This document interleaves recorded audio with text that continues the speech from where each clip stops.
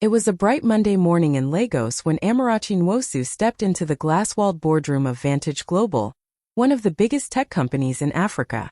The air inside was cold, smelling of perfume and power. Her palms were slightly sweaty as she clutched her folder, the same folder that carried her dreams, her CV, and years of hard work. She had practiced her answers all night, repeating them softly in her tiny Yaba apartment, trying to make her English sound perfect. But no matter how much she tried, her Igbo accent always came through. It wasn't something she could hide, it was part of her. Still, she had learned that in Lagos, people sometimes judged more by how you sound than by what you can do. As she looked around the long table filled with sharp suits and cold stares, she whispered to herself, "Just breathe, Amarachi. You belong here." Her heart pounded, but she straightened her shoulders and forced a small, confident smile. Outside the glass walls, the city buzzed with life, cars honking, people chasing dreams. Inside, Amarachi was about to fight for hers. She didn't know yet that this interview would change everything.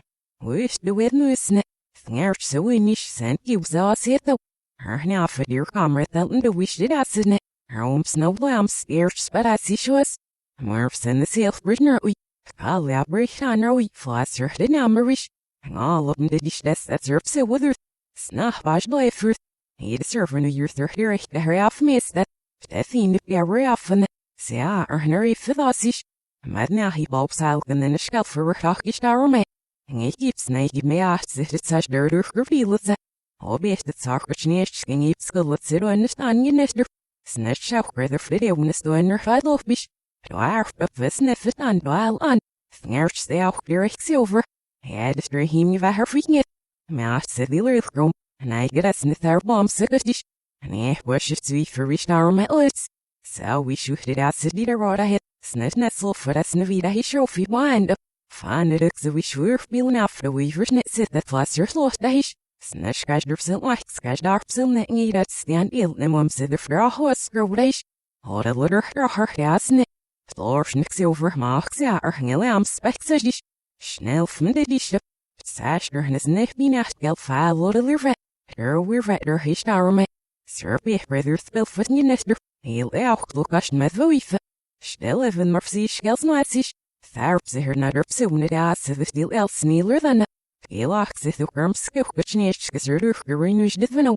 Cabin lamps for that's it. He that's the fuss over. He'll elf bessish. And now we're writing in home book. Fish more when they turn at either feet or rodish. I'm smell with the one I but the dear wolf Betsy star my zenus. As the questions began, Amarachi felt a little more confident. She opened her folder, looked at the panel, and started explaining her experience in software development. Her voice was calm, clear, and full of purpose. She spoke about the app she had built for rural schools, a project that helped hundreds of children learn, even without internet access. For a moment, she forgot her fear. She spoke from the heart, with passion in every word. But before she could finish, one of the interviewers interrupted her with a mocking grin. "Sorry, can you repeat that?" he said, tilting his head like he was struggling to hear. Then he exaggerated her pronunciation, mimicking her accent. The others laughed, not loudly, but just enough for her to hear the quiet cruelty in their voices. Amarachi froze for a second, her heart dropped, and her cheeks burned with embarrassment. She wanted the ground to open and swallow her. For a moment, she thought about just saying thank you and leaving the room. But then she remembered all the sacrifices that brought her here. Her mother's prayers, her late nights coding on an old laptop, her dream of proving that brilliance doesn't come with a fancy accent. So she took a slow breath. "Yes," she said softly, forcing a smile. "I'll explain again." Her tone was calm, but her eyes carried quiet fire. She repeated herself, this time even clearer, walking them through her project's design, the impact it had made, and the data behind it. The laughter died down. Even the man who mocked her stopped smiling as she spoke with confidence and precision. Her words carried strength, not the kind that shouts, but the kind that commands respect without asking for it. Inside, Amarachi told herself, they can laugh at my accent, but they can't laugh at my results. And for the first time, one of the panelists looked at her, really looked, not as a joke but as someone worth listening to. Inside, Amarachi took a deep breath and reminded herself, I am not here to impress them with pronunciation. I am here to prove my mind. The laughter still echoed faintly in her ears, but she pushed it aside and focused on why she came. She looked straight at the panel, her voice steady this time. My last project focused on bringing digital learning tools to rural schools that don't have internet access, she began. Her tone was respectful but confident. We created offline software that allowed students to learn coding, math, and science, even without Wi-Fi. The room went quiet. She could feel their eyes on her now, not mocking but curious. She continued, explaining how she led a small team of volunteers, how they worked from her friend's living room, and how their software had reached over 3,000 students in remote communities across Nigeria. It wasn't easy, she said softly. Sometimes we coded with candlelight because the power kept going off, but we believed education shouldn't depend on location. For a moment no one moved. Even the man who mocked her earlier shifted uncomfortably in his seat. Amarachi noticed it, but she didn't let it distract her. She stayed composed, her hands folded neatly on the table. Deep inside she felt a spark of pride. This was her strength. Not the way she spoke, but the way she thought, the way she built, the way she refused to give up when everyone else did. If they couldn't see her worth through her accent, they would see it through her vision. As she wrapped up her explanation, she caught sight of the quiet older man sitting at the far end of the table. He wasn't laughing. He wasn't judging. He was watching her closely, with a look of quiet respect, as if he saw something the others didn't. Amarachi didn't know who he was, but something in his eyes told her that this moment was far from over. When the interview finally ended, Amarachi could feel her throat tighten. She had given everything, every word, every idea, every ounce of confidence she had left. She sat up straight, waiting for a reaction, hoping that maybe, just maybe, someone in the room had seen her worth. But instead, the lead recruiter leaned back in his chair, forced a polite smile and said, "Thank you, Miss Amarachi. We'll get back to you." His tone was cold, final, the kind of voice people use when they've already made up their mind. Amarachi nodded quietly. "Thank you for your time," she replied softly. She began to gather her things, trying to keep her hands from shaking. The room was silent for a second, until she turned toward the door. That's when she heard one of them whisper, just loud enough for her to catch. She should stick to local startups. This is Lagos, not the village. The others chuckled. The sound hit her like a knife. Her chest tightened, her face burned, and for a moment she couldn't breathe. She wanted to turn around and say something, anything, but she didn't. Instead, she lifted her chin slightly, forcing herself to keep walking. As she stepped out of the glass doors, the cool air from the hallway touched her face. She didn't realize she'd been holding her breath until she finally let it out. Her eyes stung, but she refused to cry there. Not in that office. Not in front of people who would take her tears as weakness. When the elevator doors closed behind her, the laughter still echoed in her mind. But underneath the pain, something else began to grow. A quiet strength, a promise to herself. One day, she thought, they will remember this moment, and they will wish they had listened. And as the elevator descended, Amarachi didn't know that the quiet man from the corner had been watching her leave, and he wasn't smiling at all.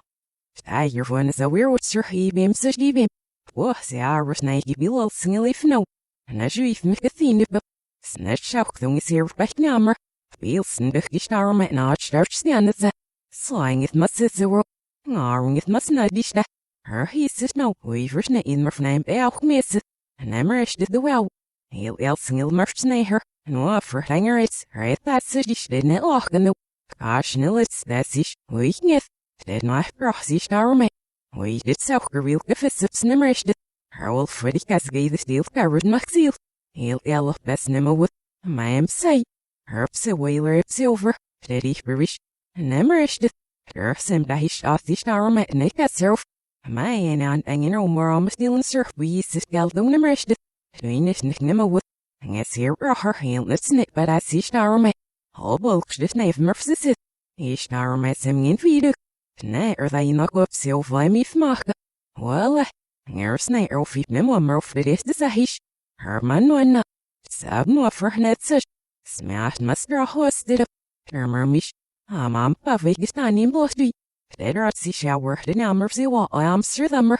All best the note of near sir thummer her shirish. Fan the gel of revent, oh, I must stay. Saber navigation.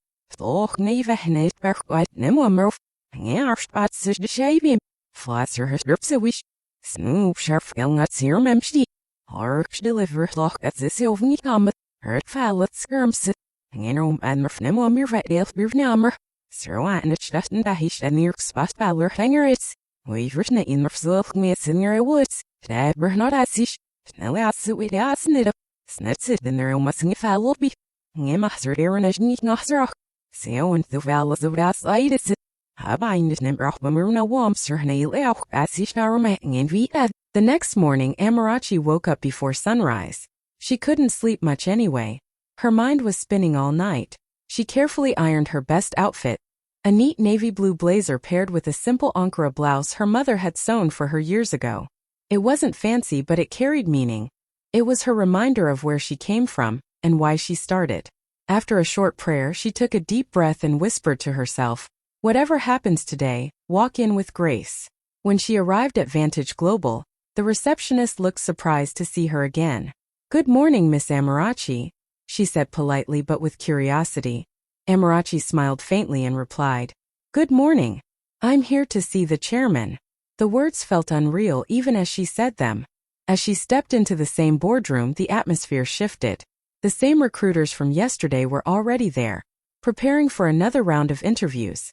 The moment they saw her, their faces changed, shock, confusion, and maybe a little guilt. One of them whispered under his breath, "You again."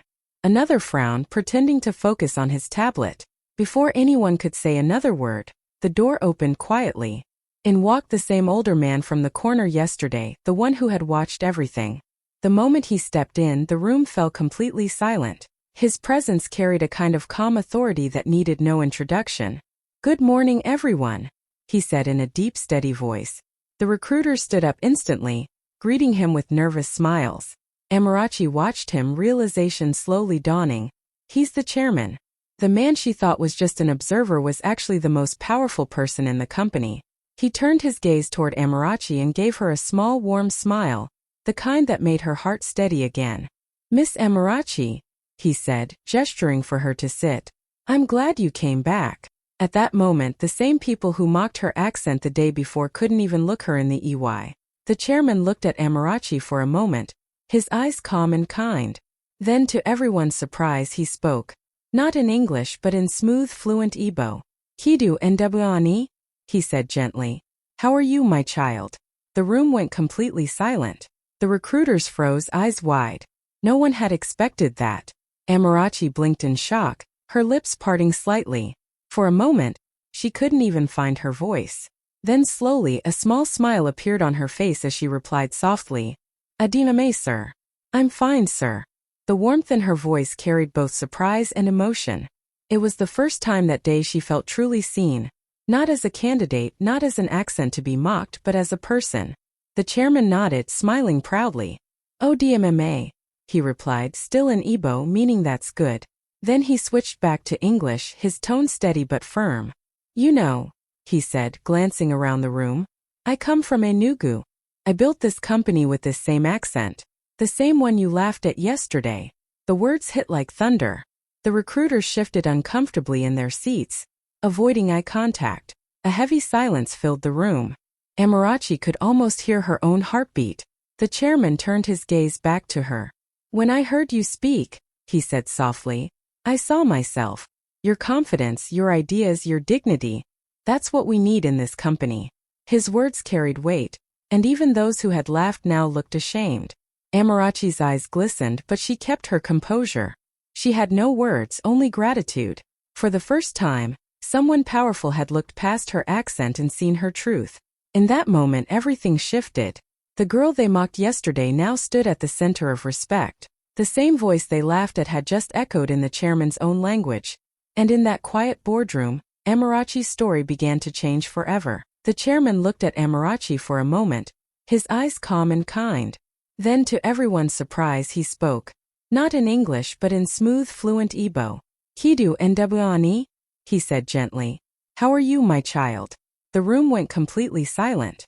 The recruiters froze, eyes wide. No one had expected that. Amarachi blinked in shock, her lips parting slightly. For a moment, she couldn't even find her voice. Then slowly, a small smile appeared on her face as she replied softly, "Adiname, sir." "I'm fine, sir." The warmth in her voice carried both surprise and emotion. It was the first time that day she felt truly seen, not as a candidate, not as an accent to be mocked, but as a person. The chairman nodded, smiling proudly. "ODMMA," he replied, still in Igbo, meaning that's good. Then he switched back to English, his tone steady but firm. "You know," he said, glancing around the room, "I come from Enugu. I built this company with this same accent. The same one you laughed at yesterday." The words hit like thunder. The recruiters shifted uncomfortably in their seats, avoiding eye contact. A heavy silence filled the room. Amarachi could almost hear her own heartbeat. The chairman turned his gaze back to her.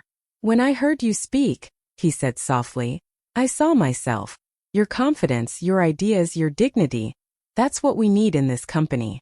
His words carried weight, and even those who had laughed now looked ashamed. Amarachi's eyes glistened, but she kept her composure. She had no words, only gratitude. For the first time, someone powerful had looked past her accent and seen her truth.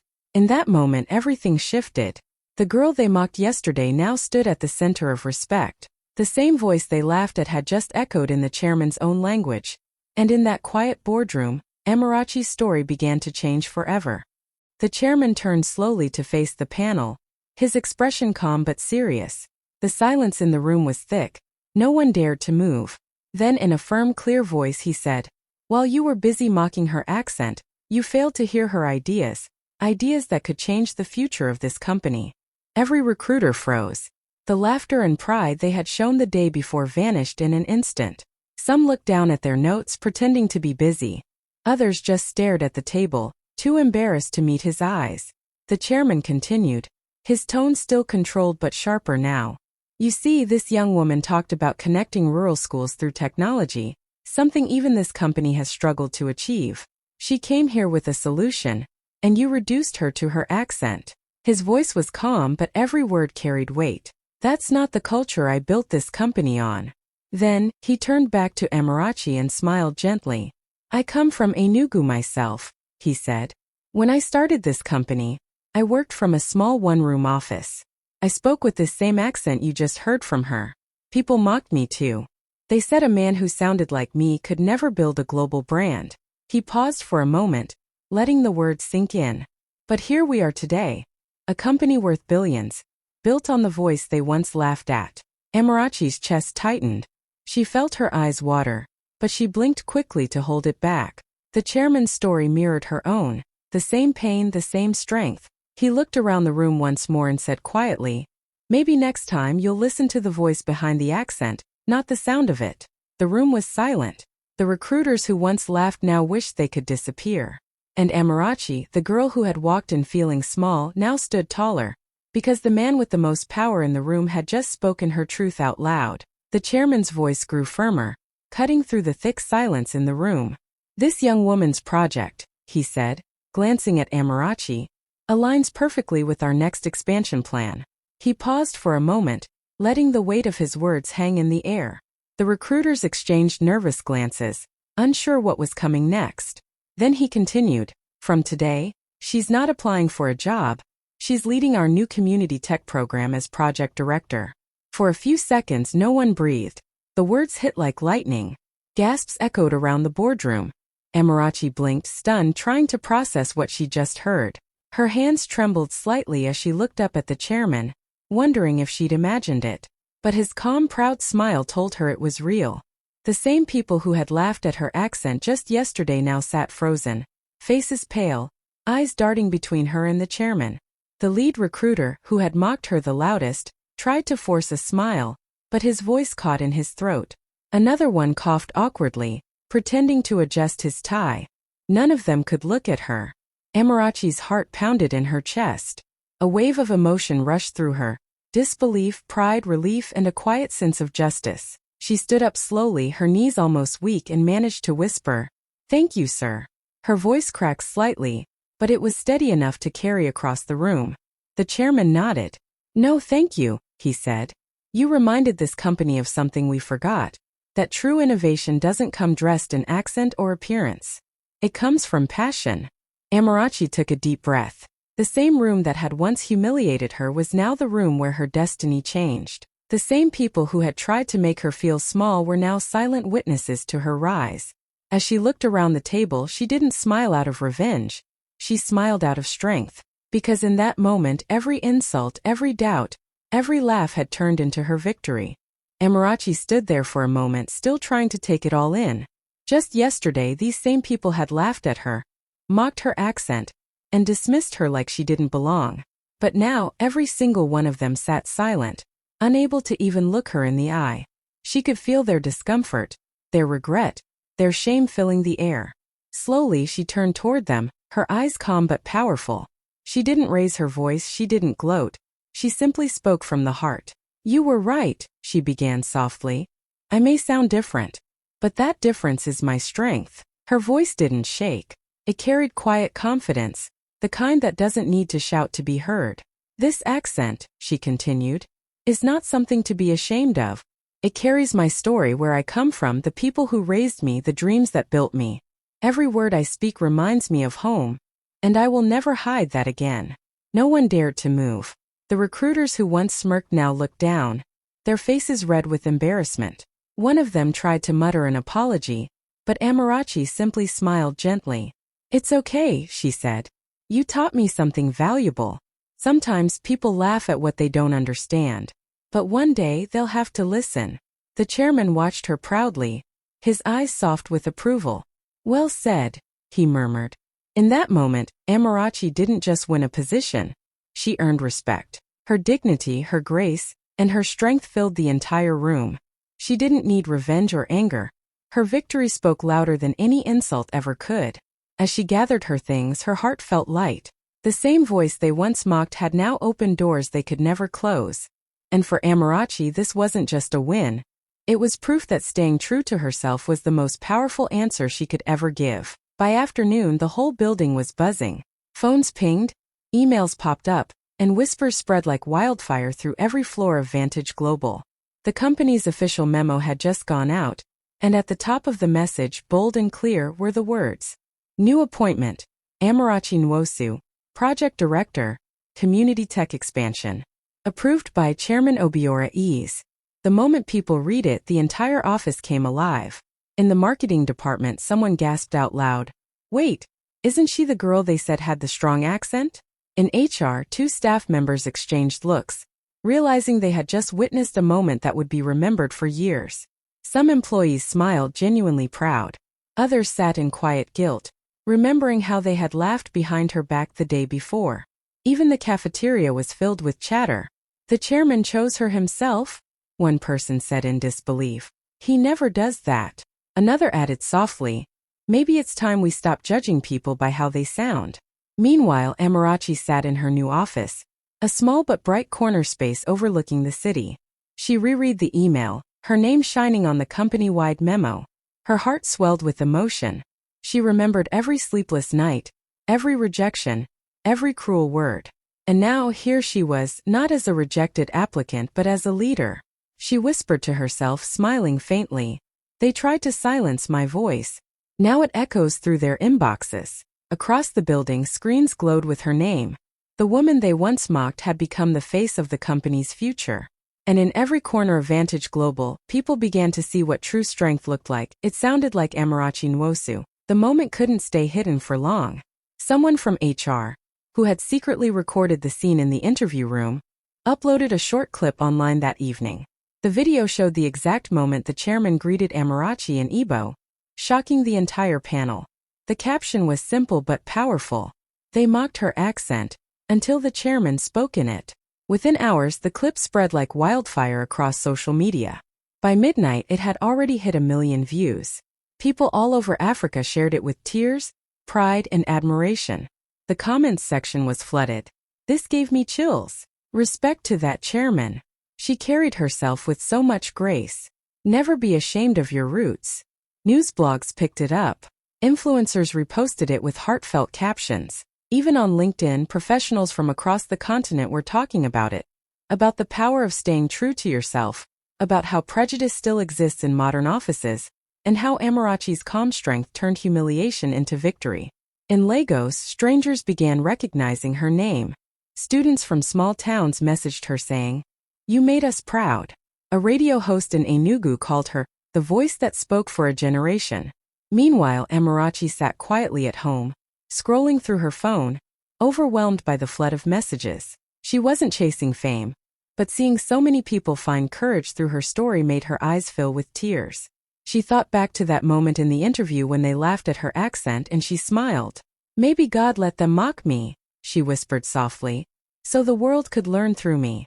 By the next morning, hashtags like #SpeakYourLanguage and #ProudlyAfricanAccent were trending across Twitter, TikTok, and Instagram. The girl they once mocked had become a symbol, not just of success but of pride, identity, and quiet power. Weeks later, Amarachi stood under the bright lights of the African Tech Women's Summit in Nairobi.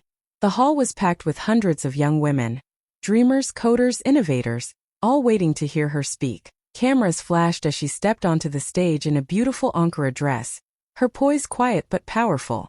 She looked out at the faces before her, smiling softly. A few weeks ago, she began, her voice steady, I sat in a room where they laughed at my accent. But today I stand here because that same accent carried my story and my strength. The audience listened in complete silence, hanging on to every word. Your accent tells your story, Amarachi continued, emotion shining in her eyes. It carries your home, your people, your journey. Never hide it. The world will adjust to your truth, not the other way around. For a second, the hall was completely still.